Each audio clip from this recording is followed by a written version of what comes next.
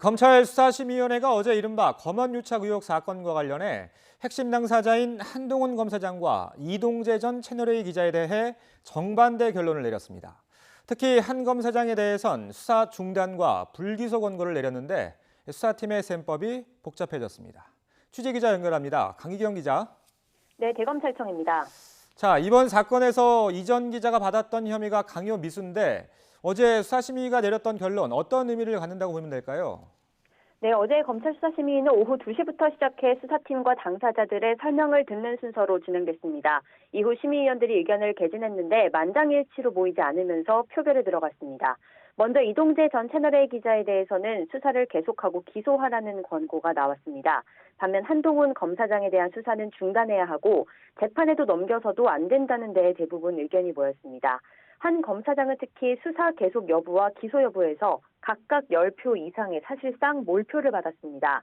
이번 사건은 이 전 기자가 구치소에 있던 이철 전 밸류인베스트 코리아 대표에게 편지를 보낸 뒤 이 전 대표 지인을 만나 한동훈 검사장과의 친분을 내세워 협박성 취재를 했다는 게 의혹의 주요 내용입니다.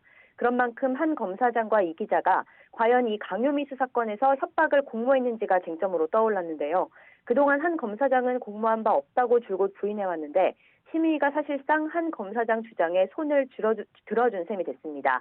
더 나아가 이번 사건을 검찰과 언론의 유착 사건이 아닌 이 전 기자의 단독 범행이자 취재윤리 위반으로 해석한 것으로도 보입니다.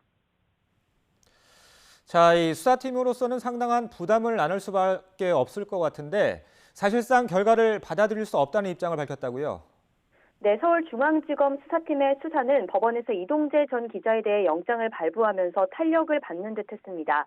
그러나 외부 전문가들이 이 전 기자와 한 검사장 공모 혐의를 인정하지 않으면서 이번 사건을 검찰과 언론이 유착한 것으로 규정했던 수사팀의 수사에 어느 정도 차질이 불가피해졌습니다.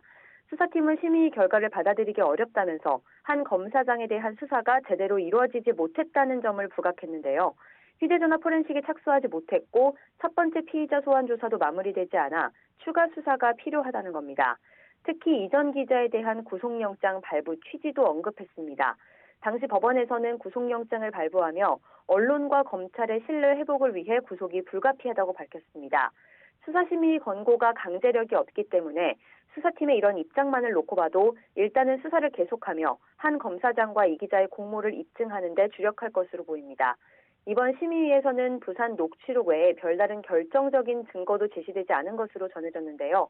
심의 권고를 무시하고 한 검사장에 대한 수사를 계속하다가 결정적 증거를 찾아내면 최소한의 명분을 얻을 수 있겠지만 반대의 경우라면 역풍을 맞을 수도 있는 만큼 수사팀의 고심도 깊어질 것으로 보입니다. 지금까지 대검찰청에서 YTN 강희경입니다.